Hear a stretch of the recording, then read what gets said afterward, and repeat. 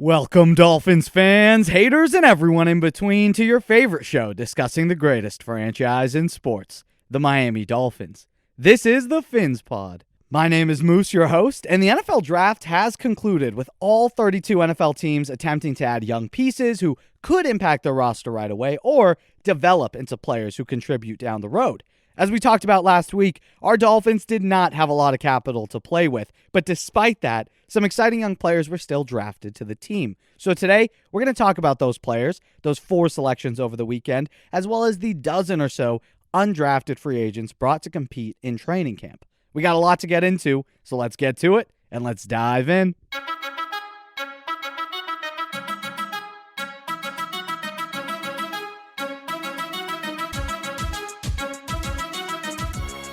If you're like me and you treat the NFL Draft like an event, keeping it on all weekend, then this year's event was a slow burn. It felt like an eternity for Miami to come up on the board. And yeah, I was mostly watching because I was holding out hope that we would trade up for a stud like Nakobe Dean.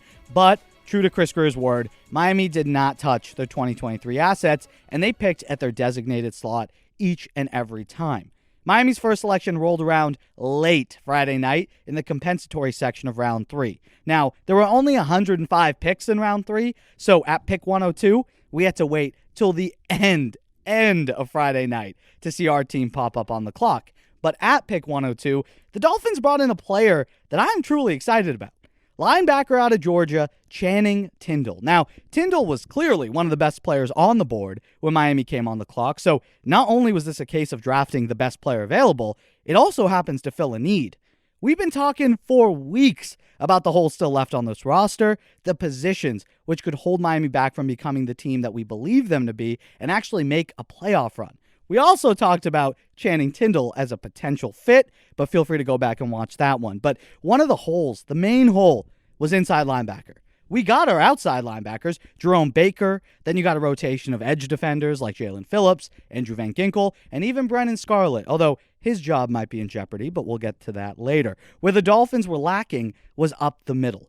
Prior to the selection of Tindall, the team was going to roll out with a rotation of Landon Roberts, Duke Riley, and likely Sam McGuavin. Not horrible, but relative to the rest of the defensive roster, it's a significant drop-off. Look at the D-line. Look at the talent there. Look at the edge position, the corners, the safeties. There is a clear drop-off at middle linebacker. So the Dolphins made a move that I personally am a huge fan of.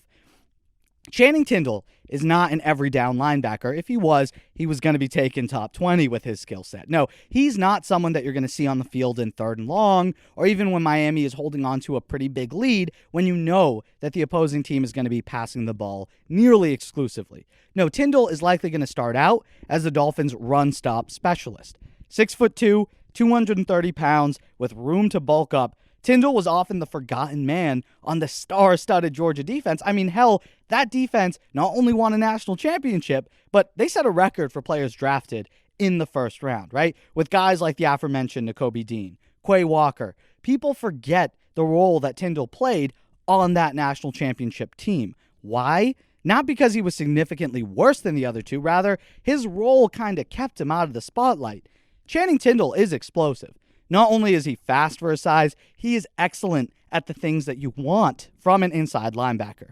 When watching him play at Georgia, you can see how they're using him, and it's similar to how Miami is likely going to use him at the next level, because Tindall was mainly on the field in running situations. So 1st and 10, 2nd and 3rd and short, as well as generally goal line situations, because not only is he excellent at working downhill, hunting down ball carriers, but he actually has the sideline-to-sideline speed to be a positive force in run defense.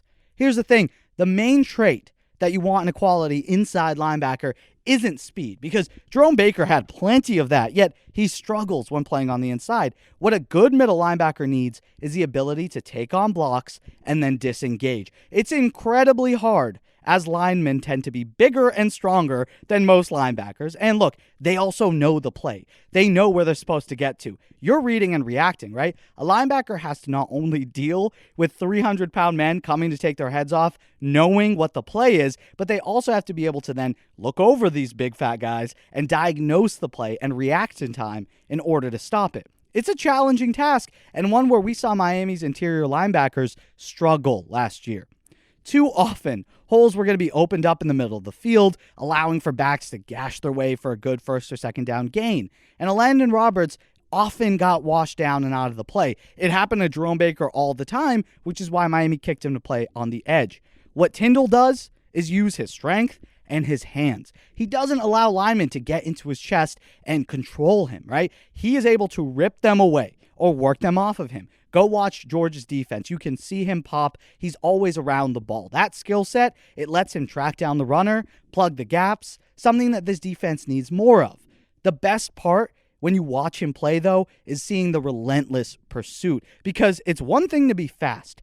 It's another one to be able to disengage from blockers, but then it's another thing entirely when you can do that and still keep your head up on a swivel to see where the play is developing. Because being able to do that, it lets you play fast and free, which you need from a Mike, right? You need that from the middle linebacker to react quickly, but also intelligently. Don't fall for baits. Don't be baited into anything. Don't fall too hard for play action or any counter moves. You want to be able to keep your head, but the second you see what the play is and diagnose it, hit the hole, plug the gap. And I'm telling you, Tindall is a heat-seeking missile. And to combine with his great run-stopping traits, he's also a great tackler. He doesn't really miss all that many, especially while he was a Bulldog. Although, let's be fair, the competition's still a significant step up in the NFL. So that's always a question for young defenders, whether or not the tackling translates. But that's the least of my worries at the next level for him, because his willingness to make contact is a great place to start. Overall, for Tindall at 102, the value here is excellent, because based on the player I think he could be, I really wouldn't have been surprised to see him go in round 2 to a team looking for the same type of player. But it figures, because like running backs, linebackers who specialize in stopping the run have been devalued. Back in the day when we drafted, I mean, it's not back in the day, it was like 4 years ago, but we drafted Raekwon McMillan, I believe in the third, maybe second, third, or fourth round, because he was a run-stopping linebacker and there was more of a premium. A player like Raekwon McMillan is going to go where Channing Tindall went this year, at 102 at the tail end of round 3 or round 4, because again, the running game in the NFL has been devalued. But again, that only benefits us, because we get a top 75 talent at pick 102. So I expect him to start the season in limited packages, right? The team's going to roll out with a Landon Roberts, which makes sense. He is a seasoned vet, and you want the defense to start fast. But I really wouldn't be surprised to see Tindall start seeing the field more and more as each week passes. Like I mentioned before, he's not an every down linebacker. Although he was asked to drop back in coverage, it's definitely not his specialty. Look, he's better in coverage than any Mike we have right now, but his hips, not that fluid. He's not the smoothest of athletes. He's more the explosive, big, strong, fast guy, not the guy who's able to flip his hips, run upfield. So he's likely going to struggle if you ask him to match up man-on-man against an athletic running back or a slot receiver at the NFL level. I love the pick, and I am excited to see how Miami uses Tindall this season, because unlike other fourth-rounders for other teams, I expect Tindall to get significant snaps this season. And look, drafting someone who plays those significant snaps as a rookie in round 3, that is great value, especially when it's a position of need. The team then selects in round 4 at pick 125, where they took a player at a position that I personally was not expecting. The team went with wide receiver Erik Ezukanma out of Texas Tech. Now, this is where we get into BPA versus need, because at this point in the draft, there are no slam dunk starters, guaranteed studs. So taking a lineman, center, right tackle, just to potentially fill a need, it's no guarantee. They could suck. So I appreciate the team sticking with that best player approach.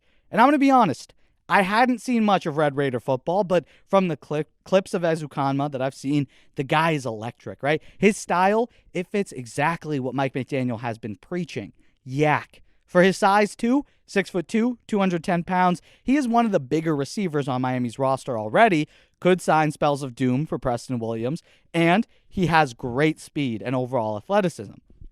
Ezukanma, as a player, when you watch him, he's honestly similar to Cedric Wilson. Miami's free agent addition from Dallas, right? As a receiver, he high points the ball when he needs to. He's able to go downfield and utilize his size when matched up on a smaller corner, but he also possesses the skill set to take that screen pass or end around and turn it upfield, right? Jet sweeps, these tosses. Miami can use this guy interchangeably with the package that they're going to have for Cedric Wilson. I will say, of all the picks, this one has the highest boom or bust potential, right?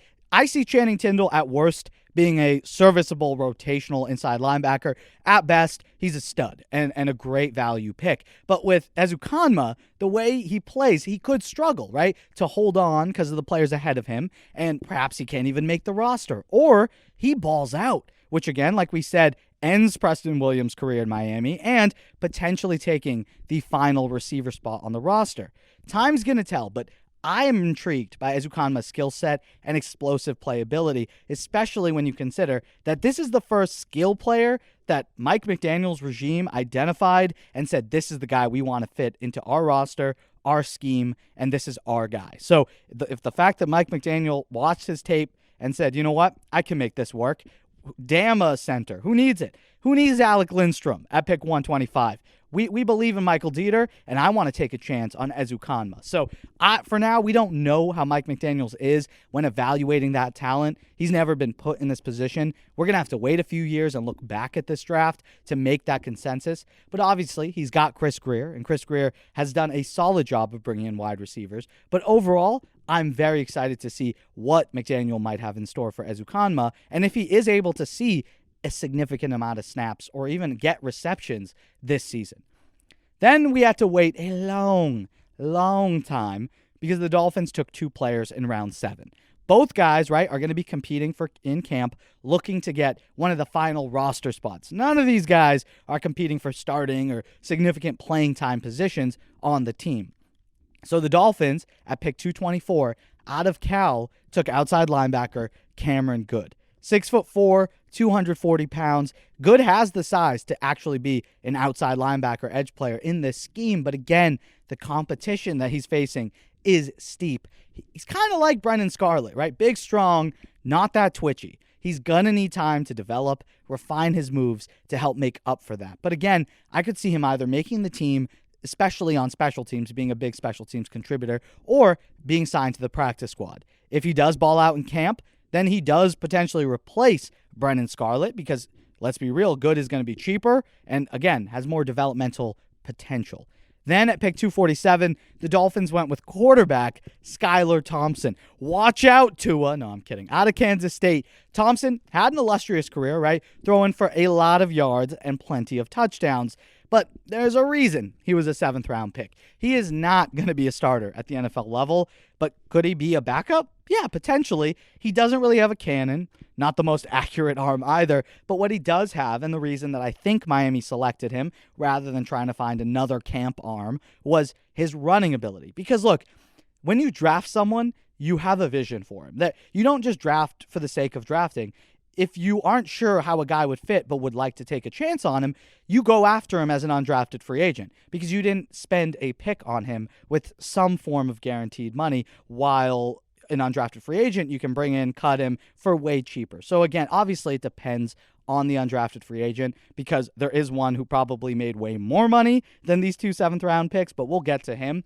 But overall, Miami could have signed Skylar Thompson as an undrafted free agent or a quarterback with a similar skill set. My belief, though, is that they saw him and the way he plays and said, honestly, we can make that work. And what I mean by that is that Skylar Thompson, not going to be on the final 53, right? It's a bold prediction, I know, but I guarantee this. He is going to be on the practice squad because the Dolphins are going to want to develop a backup behind Tua that you can have for cheap. Ideally, once Tua does get that full grasp of the offense and proves he's the guy, Miami's not going to want to pay Teddy Bridgewater significant amount of money or any other solid veteran backup who's going to make millions, right? Miami could be envisioning a Taysom Hill type player with Skylar Thompson. That's why I think they identified him, and that's why I think they drafted him. Because he's a quarterback who can come in and run the Wildcat for you. He has the body to be that running quarterback. He can add more weight, more muscle over time like Taysom Hill, but he can run the ball. And time spent on the practice squad is also going to help him refine his game as a quarterback and improve. And it'll also help when Miami does play more running style quarterbacks and scout team, stuff like that. I don't want Teddy Bridgewater pretending to be Lamar Jackson back there. If I have to pick anyone, I guess it's going to be Skylar Thompson. And at the same time, you might be able to get a package or two for him and actually let him play in third and short situations or just to mix things up. Because as far as seventh rounders go, right, you do want someone with developmental potential. These are lottery tickets, scratch offs. And Thompson does have that. 6'2", 220 pounds. He's a bigger body guy, and he could be a backup quarterback with those packages in situational football. And honestly, for a seventh rounder, that's excellent. Now, look, the team did bring in a whole load of undrafted free agents as well to supplement the 4 picks. I'm going to list them all, but we're only going to talk about the ones who stood out to me. So the team followed up the draft by signing Texas A&M cornerback Kader Kahu, Minnesota offensive lineman Blaise Andries, Arizona State offensive lineman Kellen Diesch, Oregon corner and Javon Holland's former college teammate Verone McCliney III, South Carolina running back Zaquandre White, that guy has some zip, Arkansas center and guard Ty Clary, Ole Miss wide receiver Braylon Sanders, Virginia Tech edge Jordan Williams, Tennessee defensive end DeAndre Johnson, Louisiana Tech DB Elijah Hamilton, Idaho State wide receiver Tanner Connor, Nebraska defensive lineman Ben Still, Illinois linebacker Owen Carney Jr., and Florida International University punter Tommy Heatherly. Now, as you all know, undrafted free agents are a special group, right? Not only are these guys overlooked by the league, which is why they all go undrafted, but when it's all said and done, these kids have an opportunity to stick with an NFL team, to make those NFL dreams come true. Because we've seen it before throughout NFL history, right? From your Kurt Warners to your Arian Fosters, hell, even our very own Nick Needham. You can find real players, and I'm excited to see if any of these kids stand out and make an impact. Because once you're on the practice field, coaches don't give a damn if you're a third-round pick or undrafted. If you're playing better than your colleague, you're starting. So the best undrafted free agent that Miami got was undoubtedly offensive tackle Kellen Diesch. Diesch was projected to be drafted in the middle rounds, but for some reason he went undrafted, and he was coveted by NFL teams, and the Dolphins offered him a lucrative deal, right? More than most late-round draft picks would get in order to ensure that he was signed.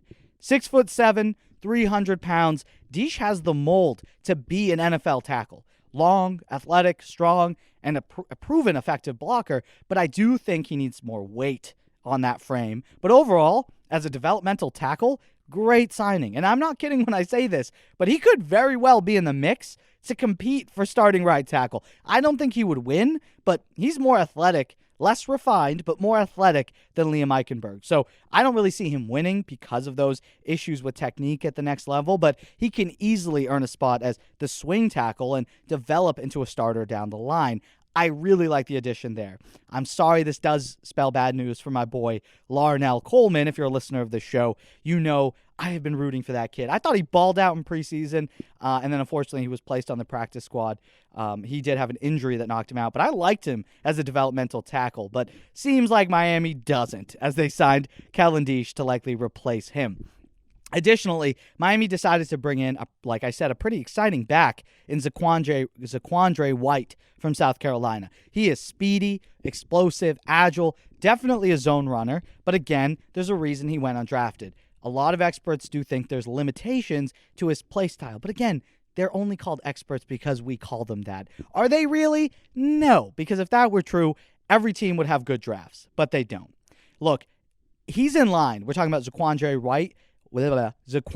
White from South Carolina. He's right in line with what Miami's new offensive identity is going to be, and he could beat out Myles Gaskin or Savon Ahmed as the third back in the rotation behind Chase Edmonds and Raheem Mostert. He's cheaper. He's got a higher ceiling than either of them, in my opinion, as well. So, honestly, White could make this roster. And lastly, I am intrigued by the undrafted wide receivers that Miami brought in, both Braylon Sanders and Tanner Connor. They got an uphill climb, right? I mean, Erik Ezukanma's got an uphill climb. These guys really do. But if there's anything that I've gotten from McDaniel, he wants ballers, and he's going to play the ballers. So if either kid does step up, they could earn themselves a spot on the practice squad, potentially be protected practice squad players, and then elevated onto the final roster. You never know, right? That's why you got to have training camp and the preseason.